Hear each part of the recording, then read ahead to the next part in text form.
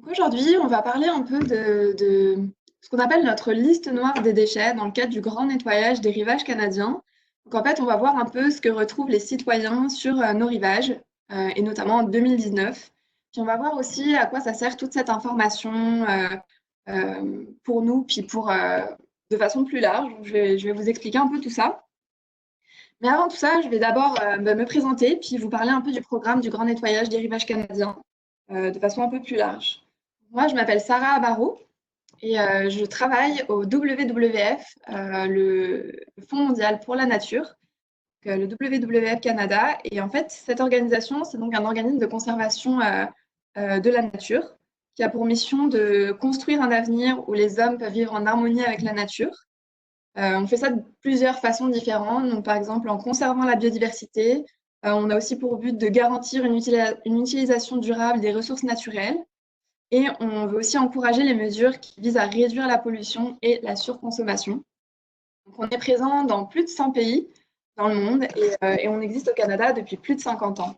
On a différents bureaux dans toutes parts au pays.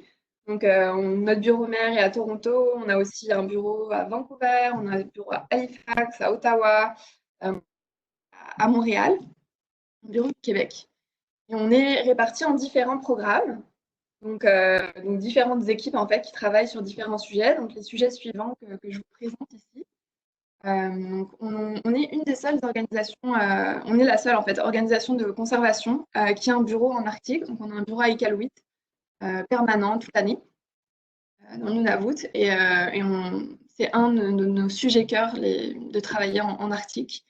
On travaille aussi sur des questions liées à l'eau douce et aux océans et on a une équipe dédiée à la recherche et à l'innovation. Je vais vous parler un petit peu plus en détail des deux équipes suivantes, donc Communauté connectée à la nature et le programme Québec, parce que c'est celles desquelles je fais partie. Donc, le programme Québec, c'est un programme en fait qui travaille spécifiquement effectivement sur les enjeux du Québec et qui est spécialisé en biodiversité urbaine. C'est ça, donc toutes les questions liées à la ville et la nature en même temps. Donc, on a différents projets, donc par exemple Biopolis, qui est une plateforme qui vise à réunir toutes les initiatives qui encouragent la biodiversité urbaine au Canada. Donc, ce projet a été créé à Montréal, et là, depuis quelques mois, on le développe vraiment dans tout le Canada. Donc, l'idée, c'est vraiment de réunir toutes les initiatives de biodiversité urbaine. On a aussi un projet qui s'appelle Bleu Montréal, et qui vise à ramener à la surface des cours d'eau enfouis parce que Montréal a été construite en fait sur énormément de cours d'eau, je pense des centaines de cours d'eau, et qui ont justement disparu. Et donc l'idée, c'est vraiment d'en faire revenir à la surface pour rendre la ville plus résiliente, notamment. Et donc en ce moment, il y a 3 lieux qui sont à l'étude, et c'est ça. Donc on fait des études de faisabilité en ce moment. Le programme Communauté connectée à la nature. Donc, on a une expertise vraiment liée à l'engagement citoyen. Notre mission, c'est d'encourager une connexion plus profonde avec la nature pour 3,5 millions de Canadiens. Parce qu'en fait, un élément important en conservation pour le WWF Canada, c'est d'impliquer toutes les parties prenantes de la société pour répondre aux enjeux liés à la nature tous ensemble, parce qu'on croit vraiment que c'est tous ensemble qu'on va pouvoir y arriver. Euh, et pour ça, en fait, il faut que tout le monde puisse prendre conscience de l'importance de ces enjeux en lien avec la nature. Et donc, ça veut dire qu'il faut qu'on crée justement cette connexion avec la nature pour pouvoir justement connaître les problèmes et savoir comment résoudre ces problèmes. Donc, avec les différents programmes qui sont présentés ici, donc Planète vivante à l'école, Planète vivante au campus, on encourage tout le monde en fait à prendre des actions pour la nature et pour se rapprocher de la nature. Donc, avec Planète vivante à l'école, c'est plus les enfants jusqu'à la fin de leur secondaire dans le cadre de leur école. Et Planète vivante au campus, c'est vraiment à destination des étudiants, donc cégep, université. Et pour le grand nettoyage des rivages canadiens, dont je vais vraiment parler plus en détail ici, c'est vraiment un projet qui est destiné à tout le monde. Tous ceux qui veulent organiser des corvées de nettoyage sont bienvenus pour participer. Euh, voilà. Donc en fait, maintenant je vais présenter un peu plus en détail le programme du grand nettoyage des rivages canadiens. Euh, déjà, Pour vous expliquer un peu, c'est un programme qui est en partenariat entre le WWF et Oceanwise, qui est aussi un organisme de conservation mondiale en lien avec l'Aquarium de Vancouver et qui est axé vraiment sur la protection et la restauration des océans. Dans le cadre de ce programme, on accompagne, comme je le disais, tous les citoyens qui veulent protéger leur communauté, leurs parcs et leurs cours d'eau en organisant des corvées de nettoyage. Pour reprendre un peu l'historique de ce programme-là, donc, il est né en 1994, donc ça fait plus de 26 ans que ce programme existe. Quand les employés de l'Aquarium de Vancouver se sont mis ensemble, se sont regroupés pour nettoyer une plage du parc Stanley à Vancouver. Donc c'est vraiment cette équipe-là qui a été à l'initiative de ce programme-là. Et en fait, ça a vraiment pris, tout le monde s'est pris au jeu. Et puis, ce programme est devenu à l'échelle de la province.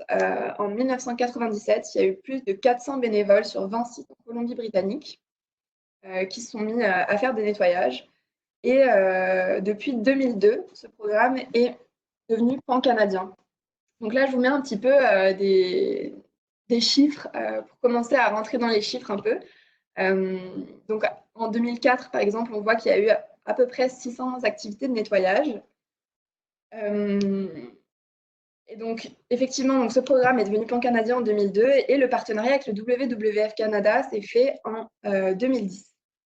Et je pense qu'aujourd'hui, on peut effectivement dire que c'est un des plus grands programmes de conservation par l'action directe des bénévoles au Canada.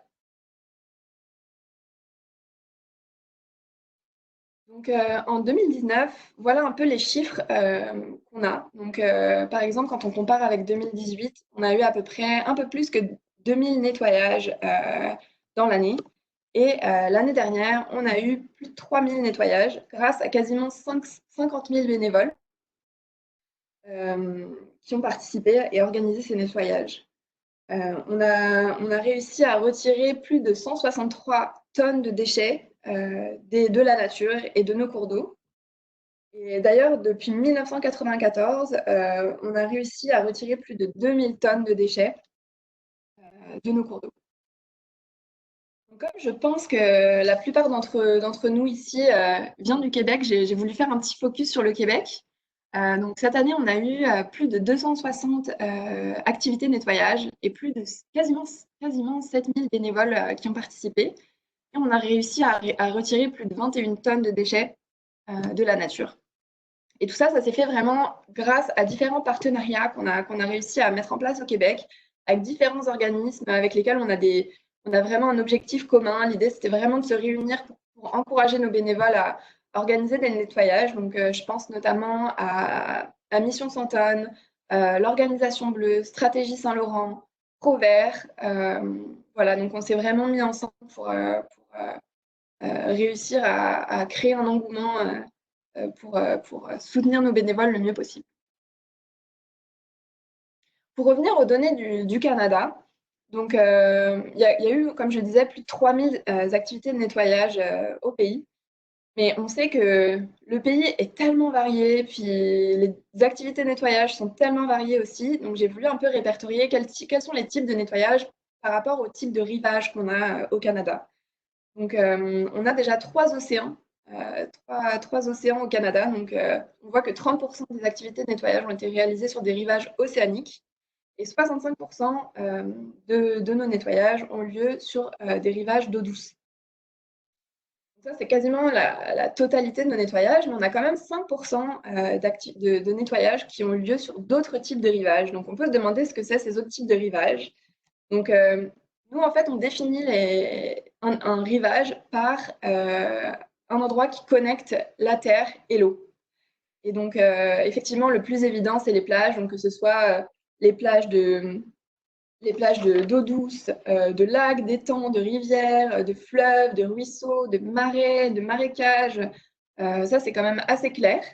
Mais il y a aussi d'autres types de rivages auxquels on pense moins et qu'on n'aurait pas tendance à pas forcément appeler rivages, mais qui sont aussi plus urbains. Donc, dans la ville, par exemple, tous les endroits en fait, qui peuvent mener aux égouts sont des endroits propices à organiser des nettoyages. Parce qu'effectivement, ce qui se retrouve dans les égouts peut aussi se retrouver dans les cours d'eau après. Donc, c'est important de plus plus on arrive à récupérer ces déchets en amont, plus on va être efficace dans le fait que ça ne se retrouve pas dans la nature. Parce qu'une fois que ça arrive dans l'eau, c'est très difficile de retirer tous ces déchets. Donc, euh, donc effectivement, pour récapituler, ces autres rivages, c'est effectivement dans les rues. Et ça peut être aussi beaucoup dans les cours d'école, parce qu'on a aussi beaucoup d'écoles qui participent au programme et qui organisent ça dans leurs cours. Donc là, j'ai aussi réparti un peu de façon sur différentes, donc deux exemples de provinces canadiennes, pour montrer aussi que par rapport à la géographie de chaque province et à la démographie aussi, la répartition peut être très différente. Donc, par exemple, au Québec, on voit que c'est à peu près la même chose qu'au niveau du Canada, sauf qu'il y en a encore plus en eau douce. Au niveau du Canada, c'était 65%, maintenant on voit que c'est 85% en eau douce et 11% sur des rivages océaniques. Parce qu'effectivement, on voit que la plupart des grandes villes sont situées tout au long du Saint-Laurent, puis aussi du Saguenay. Et il y a peut-être moins de grandes villes au niveau de la région plus océanique. Tandis qu'en Colombie-Britannique, c'est pas mal l'inverse. On voit que beaucoup plus de nettoyages ont eu lieu sur des rivages océaniques et un peu moins en eau douce. Pour les autres rivages, on voit que c'est à peu près similaire pour les deux. Maintenant, on peut aussi se demander, c'est bien beau, on voit qu'il y a eu 3000 activités de nettoyage, mais comment ça marche? Comment je fais pour organiser une corvée de nettoyage? Comment je fais pour prendre part au programme, pour m'inscrire ou quoi que ce soit? Donc là, je vais vous expliquer un peu plus comment on fait ça, tout en prenant bien en compte qu'en ce moment, c'est une situation qui est très particulière, avec la situation dans laquelle on est avec le Covid-19. En ce moment, on demande aux gens de reporter toutes leurs activités de nettoyage. Mais je pense que c'est important que je vous en parle maintenant pour que vous puissiez comprendre un peu plus le contexte du programme et puis que vous soyez prêts pour, dès que la situation va changer et qu'on sera capable à nouveau d'organiser des nettoyages, vous puissiez prendre part aussi à ça. Donc, sur notre site internet, donc le site internet du Grand Nettoyage des Rivages Canadiens, il y a deux options en fait. Quand vous vous inscrivez sur le site, vous pouvez soit participer à une activité de nettoyage qui est déjà organisée. Donc, vous pouvez regarder sur la carte, vous pouvez embarquer dans une corvée de nettoyage près de chez vous à une date que vous choisissez, enfin, par rapport à celles qui sont déjà organisées. Ou bien, vous pouvez aussi faire le choix, si vous avez plus de temps et vous avez envie vraiment de plus vous impliquer là-dedans, vous pouvez organiser votre propre activité de nettoyage. Donc là, juste pour l'exemple d'aujourd'hui, je vais faire comme si je voulais inscrire ma propre activité de nettoyage sur le site. Donc, sur le site, je peux choisir ma ville. Donc moi, par exemple, j'habite à Montréal. Donc j'ai choisi la ville de Montréal. Et je vois qu'il y a plein de petits points qui représentent en fait des lieux sur lesquels des nettoyages ont déjà été organisés. Donc je peux en choisir un qui existe déjà ici, ou bien si je veux en organiser un dans un lieu où il n'y a jamais eu de nettoyage, je peux ajouter un nouveau site sur la carte. Une fois que j'ai choisi mon site, je dois répondre à quelques questions. Donc, la date de mon nettoyage, à quel horaire, est-ce que je veux donner un nom à mon événement pour qu'on puisse retrouver l'événement, corvée ouverte au public ou corvée en groupe fermé, ça veut dire est-ce que vous autorisez aux gens qui visitent le site du Grand Nettoyage à s'inscrire à votre activité ou est-ce que vous préférez juste que ce soit votre famille, par exemple, ou votre classe qui participe au nettoyage? Le nombre de participants et puis tous les détails un peu logistiques, donc où est-ce que les gens devront se regrouper, comment se stationner, est-ce qu'il y a des éléments à apporter comme des gants par exemple, ce genre de choses. Et ça va vous créer cette page, donc, qui est une page événement et qui va permettre en fait à tout le monde de voir un peu les détails de votre événement et qui va aussi vous permettre de voir plusieurs choses. Donc, si vous avez choisi, par exemple, un site qui existe déjà, vous allez pouvoir voir le nombre de nettoyages et la quantité de déchets qui ont été ramassés sur ce site-là. Et quand vous aurez ajouté, vous, vos données dans les éléments en rouge ici, sur les différents boutons rouges, vous allez aussi pouvoir ajouter vos données à ce site, en fait. Et donc, pendant l'activité de nettoyage, on va vous donner plusieurs types de ressources pour que vous puissiez organiser votre nettoyage de la meilleure façon possible. Et puis, vous allez aussi recevoir cette petite carte, en fait, cette petite fiche de données que vous allez remplir pendant l'activité de nettoyage. Donc, nous, ce qu'on conseille aux gens, c'est de se mettre par groupe de 3 ou 4.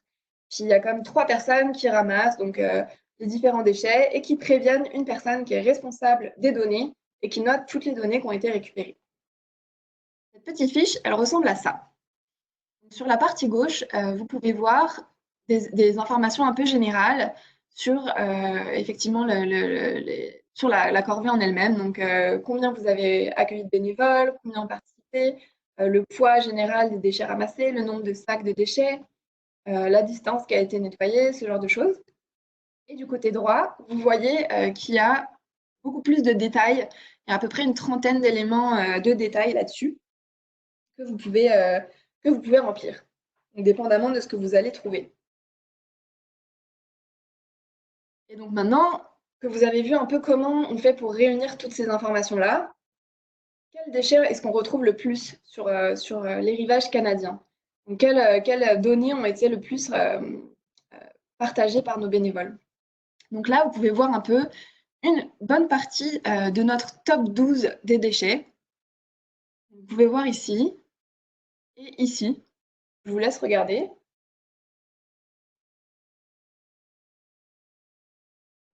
Et puis, voici un petit récapitulatif de tout de notre top 12 des déchets. Donc, ce qu'on peut constater ici, c'est qu'il y a énormément de déchets qui sont en fait du plastique dans cette liste. Donc, par exemple, quand on prend les emballages de nourriture, les sacs en plastique, les bouteilles en plastique, le styromousse, qui est aussi comme du polystyrène en fait. Beaucoup d'emballages sont en plastique. Les tasses à café aussi, on dirait que c'est du papier, mais à l'intérieur, il y a aussi du plastique. Donc en fait, tous ces éléments-là, c'est du plastique, sans parler effectivement des petits morceaux de plastique et des mégots de cigarettes, parce que dans les mégots de cigarettes, il y a aussi une partie qui est en plastique. Et en fait, ce qu'on remarque par rapport aux petits morceaux de plastique, c'est que quand les déchets dont j'ai parlé avant, donc par exemple les emballages, les sacs en plastique, ce genre de choses, restent dans la nature pendant un certain temps, pendant longtemps, en fait, ces déchets-là, ils disparaissent pas de l'environnement. En fait, ils se transforment enfin, ils se cassent en fait en tout petits morceaux de plastique qui sont de plus en plus difficiles à ramasser. Donc, c'est pour ça qu'en fait, on a énormément de petits morceaux de plastique ou de styromousse parce qu'en fait, c'est comme des résultats de ces anciens gros morceaux qui se sont au fur et à mesure réduits.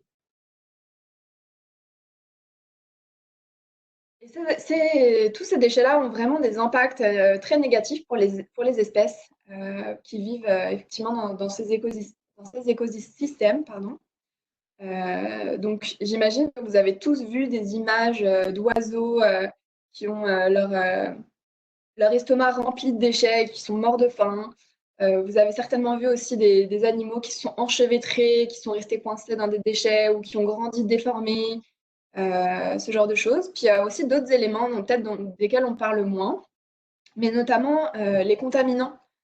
En fait, les déchets peuvent accueillir des petites bactéries ou des petits éléments qui sont mauvais en fait, pour l'environnement et pour les différentes espèces et qui vont en fait beaucoup polluer à cause de ça. Pareil pour les perturbateurs endocriniens, notamment dans les mégots de cigarettes, qu'on retrouve beaucoup, qui vont rester en fait dans la terre ou dans l'eau, dans les écosystèmes. Et le fait aussi que ces déchets-là peuvent accueillir des espèces envahissantes, des toutes petites espèces, par exemple des petites mousses ou ce genre de choses, qui peuvent aller envahir d'autres écosystèmes dans lesquels ils ne vivent pas normalement et qui peuvent être problématiques parce que ça va créer toutes sortes de déséquilibres dans les écosystèmes. Donc là, cette slide est un peu... il y a beaucoup d'informations là-dessus, donc je vais vous expliquer un peu comment j'ai structuré ce tableau. Donc sur la gauche, vous pouvez voir le classement en fait, de ces différents déchets dans notre top 12. Donc c'est en fait à peu près la même slide que tout à l'heure avec le top, pour l'instant, le top 6 des déchets. Tout à droite, vous pouvez voir au Canada entier. Donc c'est les mêmes informations que tout à l'heure. Et j'ai essayé aussi de diviser en fonction des différents types de rivages le top pour chaque type de rivage. Ici, on voit que c'est à peu près la même chose pour tous les premiers, tous les premiers déchets. On trouve à peu près la même chose sur tous les rivages, sauf en numéro 6, la corde. On voit que la corde, c'est un élément qu'on retrouve beaucoup sur les rivages océaniques, qui est classé numéro 6, mais qui en fait n'est pas vraiment retrouvé autant dans les autres types de rivages. Ils sont classés numéro 22 pour les rivages d'eau douce et les autres rivages. Donc, je pense on peut essayer d'analyser ça en pensant en fait au type d'activités qui ont lieu sur ce type de rivage-là. Par exemple, la pêche, le fait d'accrocher les bateaux et tout ça. Et donc on peut conclure que c'est vraiment lié aux différentes activités humaines qui font qu'on trouve beaucoup plus de cordes sur ces types de rivages. On appelle cordes, donc c'est ça par exemple, donc c'est vraiment des éléments qui peuvent être aussi faits en plastique d'ailleurs. Et en fait, on comptabilise ça sur notre plateforme en disant 1 mètre de corde égale une unité de corde. Donc ça, c'est la deuxième partie. On voit donc du numéro 7 au numéro 12, donc c'est la suite de la liste. Pareil, toujours Canada entier sur la droite, et puis au milieu, les 3 types de rivages. Donc là, on voit un peu plus de différence. Puis je vais aussi laisser tout le monde essayer d'interpréter un peu à votre façon pourquoi on retrouve peut-être plus ou moins d'éléments. Mais moi, je peux commencer à vous présenter un peu mon interprétation. En commençant par les tasses à café, on voit que dans les autres rivages, on trouve beaucoup plus de tasses à café qu'en océan ou en eau douce. Et donc ça, pour moi, on peut l'interpréter par le fait que les autres rivages sont en fait beaucoup plus urbains et qu'en fait, quand on prend notre café à emporter, bah, c'est souvent sur la route pour aller au travail ou ce genre de choses. Et donc, ça a beaucoup plus de chances de se retrouver sur la rue ou voilà, donc laisser sur un banc, par exemple, plutôt que aller à la plage avec sa tasse à café. Voilà. En général, pour moi, c'est plutôt associé à un comportement plus urbain. De même, les pailles. Les pailles, on voit en revanche qu'il y en a beaucoup plus en eau douce.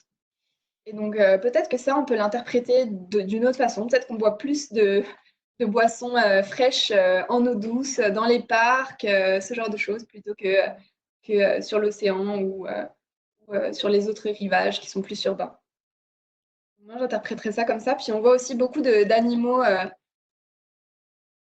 en fait, océaniques qui subissent beaucoup les dommages liés aux pailles, mais peut-être moins des animaux d'eau douce. Donc peut-être que ça peut être ça aussi. Et pour le styromousse, qui est en fait du polystyrène, pareil, cette fois-ci, on en trouve plus sur les océans et un peu aussi en eau douce, mais je pense qu'on peut aussi l'analyser par les activités qui ont lieu plus à ces endroits-là. Donc, par exemple, le styromousse est beaucoup utilisé comme flotteur, notamment dans les ports. Ça peut être ça. Donc, maintenant que je vous ai montré un peu comment on peut commencer à interpréter toutes ces données, en fait, à quoi ça sert de savoir tout ça? À quoi ça sert d'avoir autant de chiffres, puis autant d'interprétations? En fait, ça nous permet plusieurs choses. Ça nous permet de prendre, déjà, ça nous permet de réfléchir au niveau individuel à notre comportement. Puis, on peut aussi avoir un impact au niveau de notre communauté, au niveau de notre municipalité. On peut aussi avoir un impact au niveau national, comme je vais vous le montrer, et aussi international.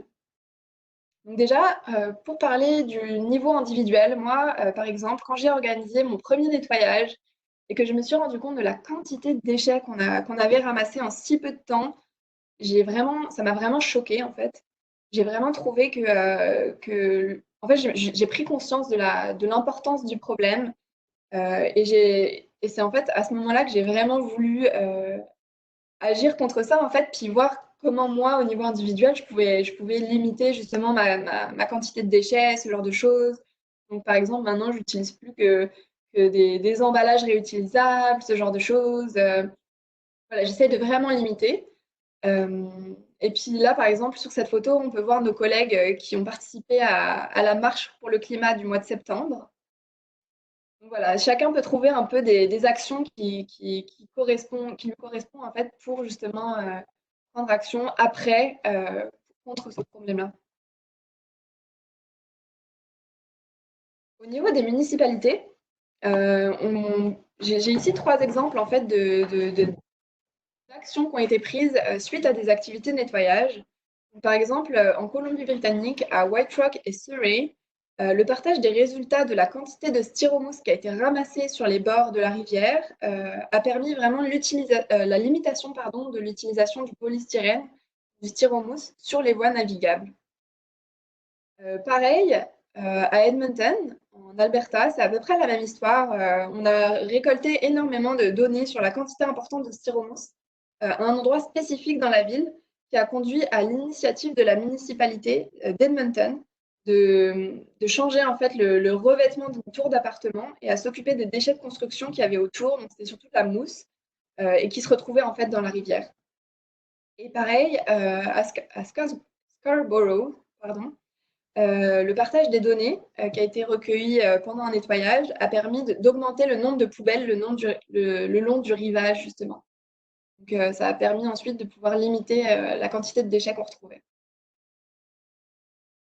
Au niveau du pays, nous, on a créé une carte avec notre top 12 des déchets pour savoir un peu où sont le plus retrouvés ces déchets-là.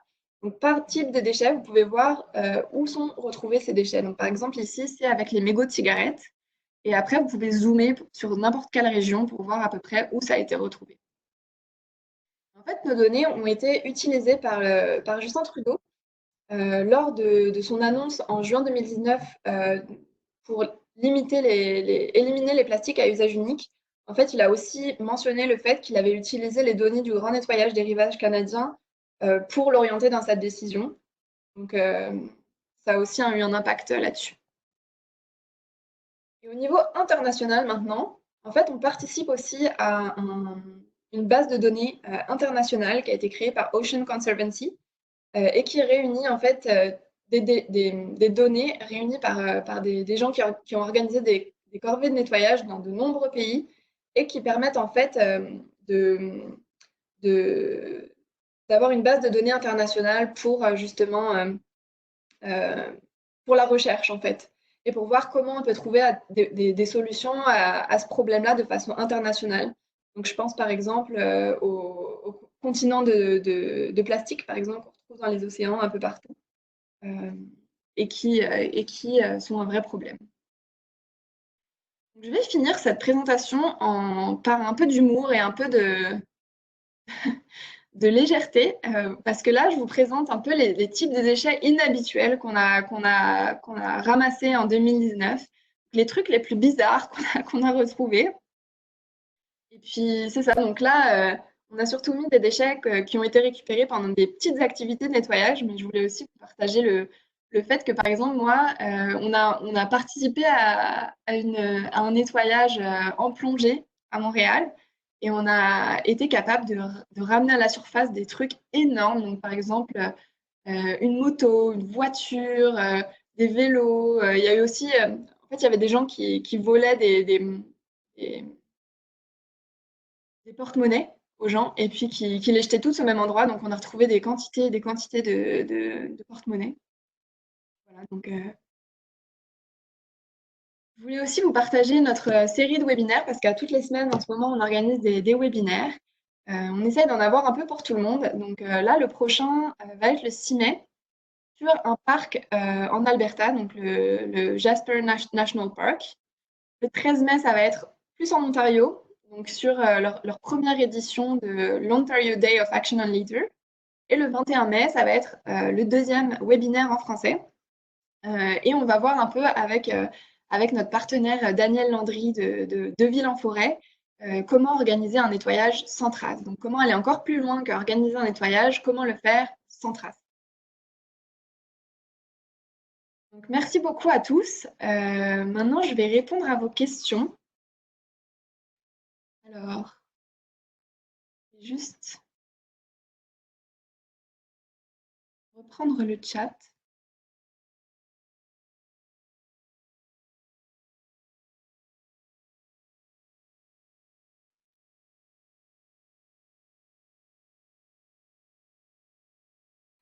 Ah, Apparemment, je me suis trompée dans les dates et le deuxième webinaire a lieu le 12 mai, pardon.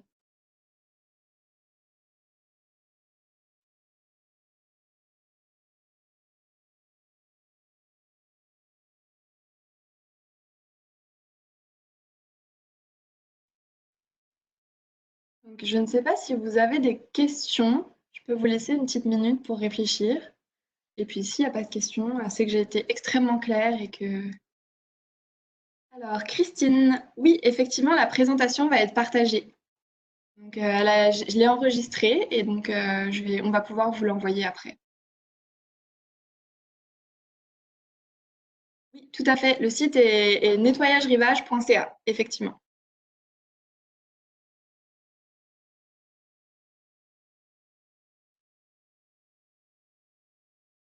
Alors, Viviane nous pose la question, est-ce que vous songez poser une action pour, par exemple, encourager les municipalités à installer des cendriers sur les berges? C'est un projet que nous avons au Gramme pour la Chine. Alors, effectivement, je pense que ce serait bien qu'on s'en parle, parce qu'on a effectivement aussi un projet spécifique pour encourager les municipalités à prendre des actions pour limiter les déchets et ce genre de choses. Donc, c'est définitivement quelque chose qu'on pourrait regarder ensemble, ouais. Donc, vous avez mon courriel ici, donc n'hésitez pas à me contacter. Et Paloma, oui, effectivement, on peut s'inscrire sur le site du Grand Nettoyage en ce moment. Vous pouvez créer votre, pardon, votre page personnelle. Et puis, la seule chose, c'est que pour l'instant, on vous demande de ne pas organiser d'activités de nettoyage en ce moment à cause du Covid, en fait. Donc, on veut que chacun reste en sécurité à la maison. Puis, dès que ce sera possible, à nouveau, on vous préviendra. D'ailleurs, si vous vous inscrivez sur le site internet, vous pouvez aussi vous inscrire à l'infolettre. Et puis, c'est ça, on vous tiendra au courant de toutes les nouveautés. Et puis, on va essayer de vous en dire le plus possible.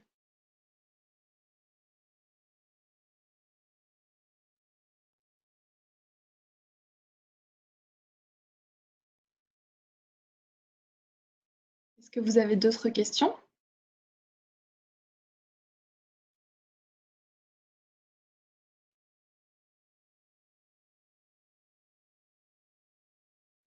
Oui, c'est ça. En ce moment, tous les nettoyages sont annulés ou reportés, mais dès que la situation changera, puis on pourra retourner dehors et reprendre nos activités normalement, bah oui, on pourra effectivement inscrire des nouveaux nettoyages et puis participer à des nettoyages.